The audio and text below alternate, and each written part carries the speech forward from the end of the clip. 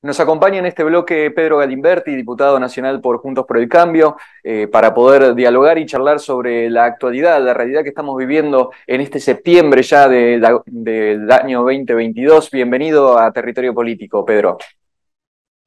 Muchas gracias, Alejo. Buenos días para la audiencia. Como siempre, muchas gracias por el espacio.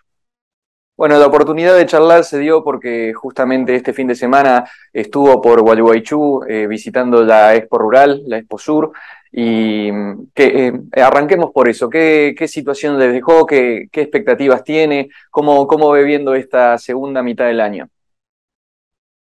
Eh, la verdad es que el sábado estuvimos allí en Gualeguaychú, una exposición rural, pero que en realidad engloba también todo lo que tiene que ver con la ciudad y la zona allí de Gualeguaychú.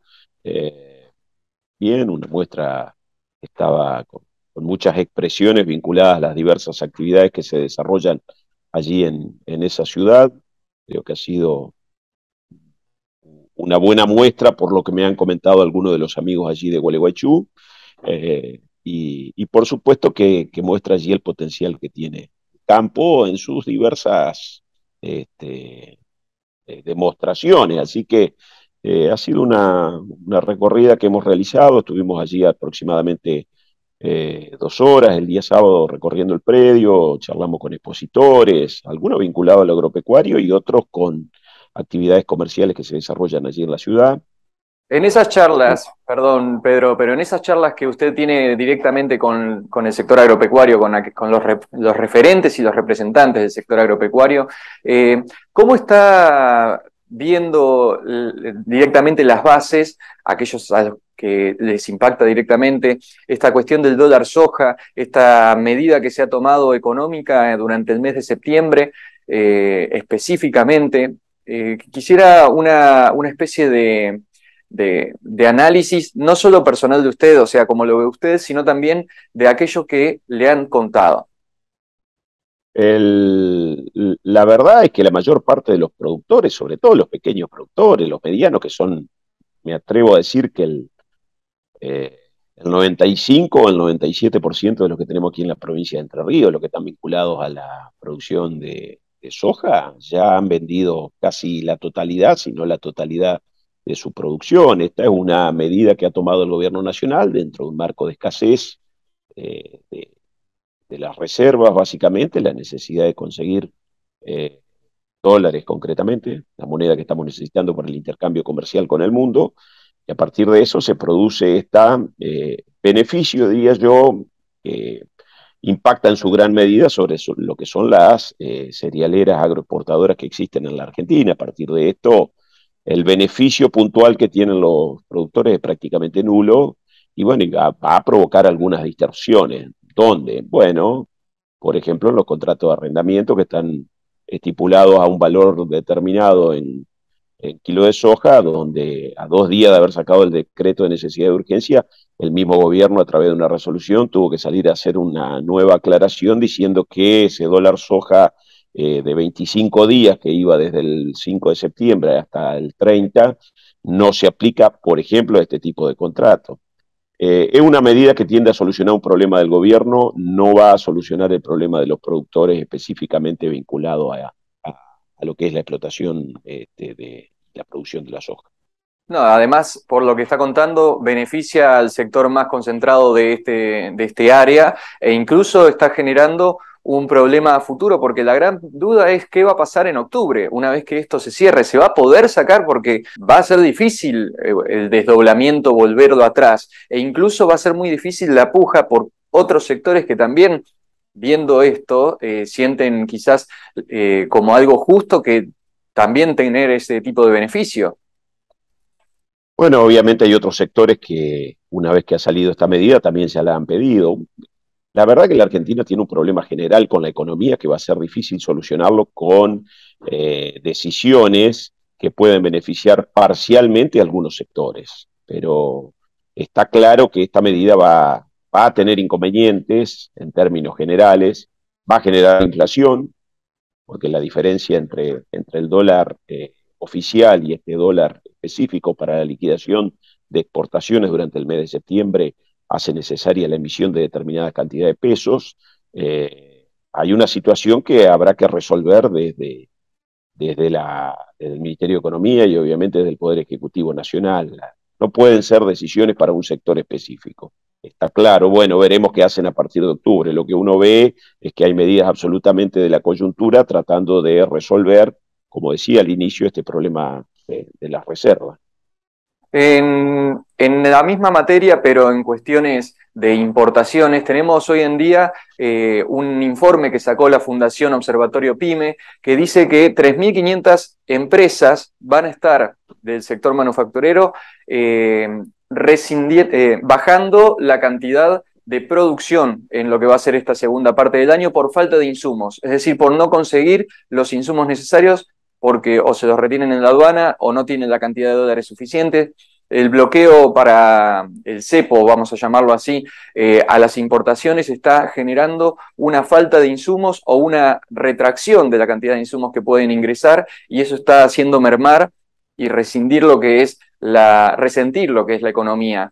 ¿Cómo ve esta cuestión de las importaciones que ahora la resolución que Miguel Pese puso la extendió hasta fin de año? Eh, Está claro, miren, voy a dar dos ejemplos concretos para entender y en definitiva para sostener lo que decís al respecto de estas cuestiones que dicen las pymes. He estado en la última semana con, por ejemplo, personas que tienen integrantes en su familia que tienen algún tipo de discapacidad. Específicamente tienen autorizaciones para determinados tipos de elementos ortopédicos y que otorgados por la obra social, pero que están teniendo problemas con la importación porque justamente no están dejando ingresarlo a partir de que no cuentan con los dólares disponibles para que se pague afuera y esa mercadería pueda ingresar a la Argentina. Hablo de una cuestión pequeña como puede ser allí en términos de economía respecto a lo que es una temática muy, eh, muy Sensible. sensible como es discapacidad, y te puedo contar que en la misma semana he charlado con algún eh, productor entrerriano vinculado a lo que es la cadena de la avicultura, que está efectuando o llevando adelante alguna maquinaria para un sistema de producción en Brasil, concretamente en la ciudad de Curitiba, y que los dólares que tiene disponible, si bien los tiene disponibles para transferirlos, no puede avanzar con los pagos. Muchas veces, o específicamente en esta maquinaria, los pagos o los desembolsos se tienen que ir haciendo cada determinado tiempo, porque es una maquinaria que lleva su tiempo realizarla y no está pudiendo avanzar. Digo, en las pequeñas cosas, en términos de volumen económico, y en las grandes, evidentemente este tipo de inconvenientes están existiendo, que son los que en definitiva esta cuestión vinculada a esta asociación de pymes están denunciando. Y efectivamente esto se está produciendo en un montón de actividades y empiezan o comienzan a aparecer estos problemas que seguramente van a significar luego una retracción en lo que es la recuperación del nivel de actividad económica que tenga la Argentina.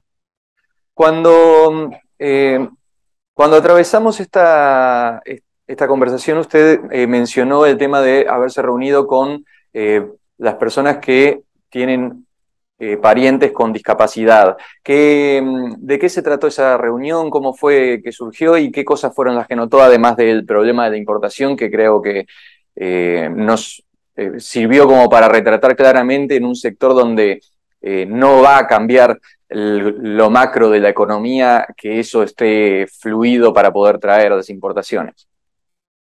El fin de semana, cuando estuvimos allí en Gualeguaychú, bueno, habíamos tenido algún pedido de parte de familias que tienen algunos integrantes que tienen algún tipo de discapacidad, como también de los prestadores. Y bueno, en este caso Gualeguaychú, pero esta ha sido una constante que se ha replicado.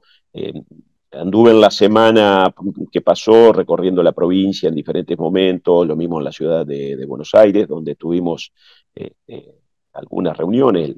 Los pedidos en líneas generales vinculados a la temática de discapacidad vienen por estos dos lados. Por un lado, en lo que refiere a prestadores, hay reclamos por los plazos de pago, si bien son diferentes según la obra social o la prepaga y la provincia respectiva, pero hay algunos casos demoras hasta de 5 o 6 meses y en algunos casos más inclusive.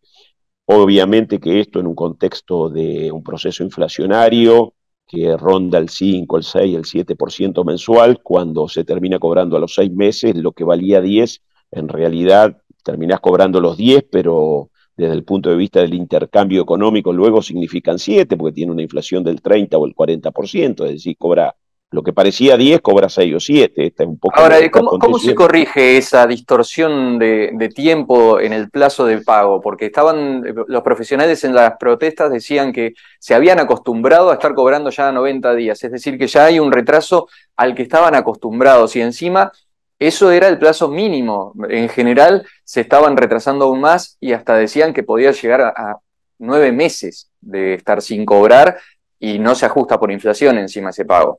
¿Cómo se Sí, cambia eso? por supuesto. Bueno, evidentemente hay que agilizarlo desde el punto de vista de la administración. En esto tiene mucho que ver el Poder Ejecutivo.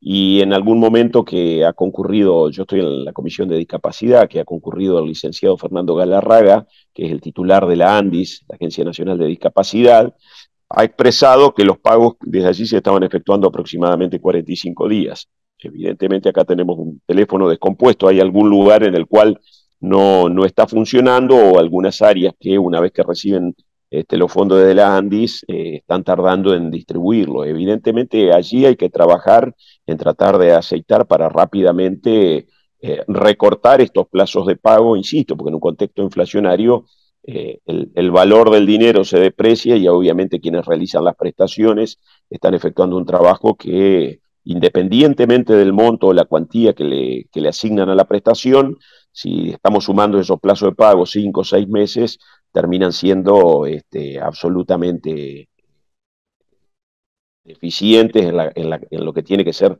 esa cadena de prestación de servicio y pago por parte de las obras sociales en general. Así que ahí hay un problema que nos han planteado el día sábado cuando estuvimos en Gualeguaychú, y otro de los problemas, bueno, tiene que ver también, había familias con integrantes en su grupo de personas que tienen algún tipo de discapacidad que nos han planteado algunas situaciones puntuales.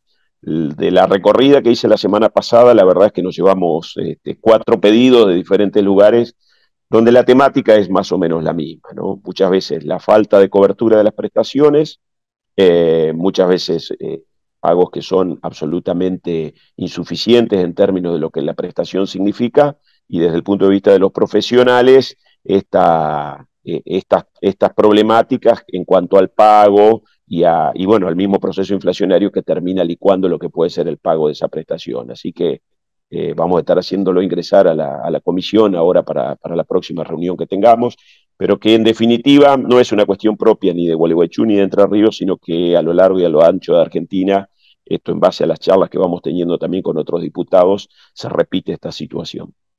Bueno, hablando de temas nacionales, pero también que impactan directo en lo provincial, el Día del Maestro fue este fin de semana, se celebró con paro, movilización, con protestas, con una paritaria que está truncada y con desafíos porque se hizo una jornada institucional que estaba prevista para el día jueves, es decir, hubo jornada institucional donde se debatieron cómo los desafíos de la educación y al día siguiente un paro, el día 9.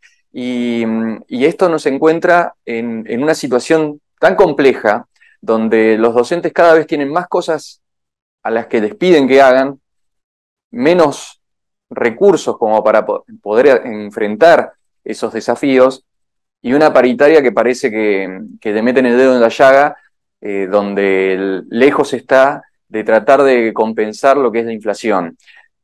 ¿Cómo ve ese escenario, que no es solo una cuestión provincial, sino también una cuestión a nivel nacional? Voy a ser absolutamente franco, Alejo. Me parece que en la Argentina hace rato que los que deben ocuparse del tema le han dejado de dar importancia a la economía, y es un tema central porque a partir de esto se pueden estructurar u ordenar diferentes temáticas. Entonces, por un lado está toda esa cuestión vinculada a lo que es el salario de los docentes, que no escapa a la general, donde evidentemente el proceso inflacionario que significa la depreciación del peso argentino eh, está generando inconvenientes en todos los trabajadores y específicamente también en los sectores vinculados a la educación. Y otra en lo que tiene que ver con lo que es la educación en la Argentina y específicamente en Entre Ríos. La verdad es que cuando uno va recorriendo diferentes lugares, para decirlo de alguna manera, yo no he encontrado en todo este tiempo de recorrida gente que me diga que está conforme con el sistema educativo que hoy tenemos en Entre Ríos. A partir de lo cual, creo que hay allí una profunda discusión que nos debemos dar y sobre todo previendo lo que es la formación de nuestros gurises en un mundo que cada vez es más complejo y que evidentemente se actualiza rápidamente para no quedar absolutamente desfasados, no solo del mundo, sino también muchas veces de lo que pasa aquí mismo en la Argentina. El proceso de educación es fundamental para lograr revertir la decadencia en la que se ha introducido la Argentina y en la que también está Entre Ríos desde hace muchos años. Hay mucho para trabajar allí y está claro que la currícula debe tomar algunas de las cuestiones que son propias de las nuevas tecnologías y también entendiendo lo que es la idiosincrasia de nuestra gente. Me parece que hay un desafío enorme para los que aspiramos a algunos cargos dentro de la administración provincial a partir del 2023, porque evidentemente en Entre Ríos la educación necesita que se la revise y que se busque otro camino por el cual transitar. Última pregunta de esta entrevista, Pedro.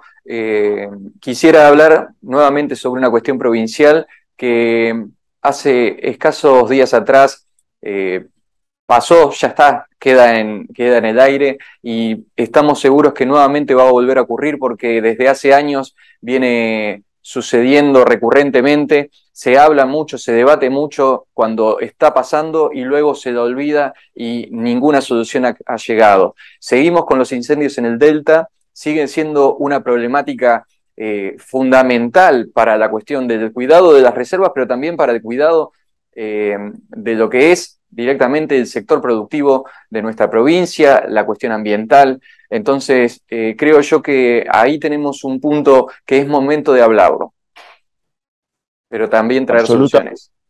sí, sí, absolutamente de acuerdo. La verdad es que aquí hay, primero a nivel nacional existe un Plan Nacional de Manejo del Fuego, los fondos el año pasado se asignaron de manera absolutamente insuficiente, ni siquiera repartiendo lo que tenían dentro del presupuesto, y hay que trabajar de manera coordinada entre nación y provincia. En este sentido, creo que toda esa zona, principalmente lo que es la zona del delta y del predelta, necesita del ejercicio de lo que se llama el poder de policía del Estado, que no significa que la policía tenga que estar allí, sino que debemos trabajar en un sistema, sobre todo porque hay determinadas épocas del año donde se producen este tipo de incendios y evidentemente el Estado debe estar allí para cuidar. En este sentido creo que hay que trabajar sobre alguna de las posibilidades que hoy nos ofrece la tecnología, la instalación de mangrullos, que nos puedan permitir un control prácticamente no, un control para las 24 horas del día, para si hay algún tipo de incendio rápidamente ir a sofocarlos y donde por supuesto habrá que asignar desde el Estado controles para el movimiento que se realiza en esa zona y desde el punto de vista de las unidades operativas, lo que son las de ataque rápido para mitigar cualquier tipo de incendio que se esté iniciando y rápidamente poder llegar a esos lugares. Está claro que es una zona sensible, está claro que la mayor, al menos en mi óptica, la mayor parte de los productores no son los que llevan adelante este tipo de incendios, pero está claro también que siempre hay algún pibillo o alguno que está intentando sacar ventaja, sea quien sea, y que en ese sentido es el Estado el que debe controlar. Tenemos un sinnúmero de leyes de tipo nacional y otras de tipo provincial, más fallos judiciales que habilitan para que el contralor que realiza el gobierno provincial, insisto, de manera organizada con el ministro Cabandier, que está al frente del Ministerio de Ambiente, para mejorar algunas de estas temáticas que en los últimos 3 o 4 años se están haciendo recurrentes y que evidentemente terminan originando un sinnúmero de inconvenientes, no solo desde lo ambiental, sino también desde problemáticas sociales que hay que brindarle una solución. Sintéticamente, está hablando de que lo único que se necesita es acción política y dinero, no, obviamente, para implementarlo. yo no tengo dudas que si el cuidado que sobre esa zona se comience a desarrollar por parte del gobierno provincial en coordinación con el Ministerio de Ambiente de la Nación, va a mejorar significativamente algunos de los problemas que hoy tenemos. ¿Y a qué atribuye ese desinterés, ese dejar pasar el tiempo? Bueno, muchos de los lugares, a juzgar por las informaciones que se tienen donde se producen este tipo de incendios, están vinculados a tierras que son fiscales. Desconozco cuál es la causa. Lo que estoy diciendo es que, miren, yo estoy muy cerca aquí del norte entrerriano, estoy muy cerca de Corrientes. Hay sectores de la provincia de Corrientes que tienen enormes masas forestales. El contralor se efectúa a través de estos mangrullos que yo decía, donde hay una vigilancia online las 24 horas del día. Me parece que hay técnicas que hoy están presentes en este tipo de actividades que hay que utilizarlas. Aquí el Estado tiene las herramientas, obviamente va a tener que asignar un poco de fondos, pero hay fondos disponibles también en el Ministerio de Ambiente de la Nación y eso va a mejorar significativamente el cuidado de esa zona que hoy es tan conflictiva. Pedro, muchísimas gracias. Gracias como siempre, Alejo. Un saludo para toda la audiencia. Pasó Pedro Galimberti, diputado nacional de Juntos por el Cambio por Territorio Político. Seguimos luego de esta pausa.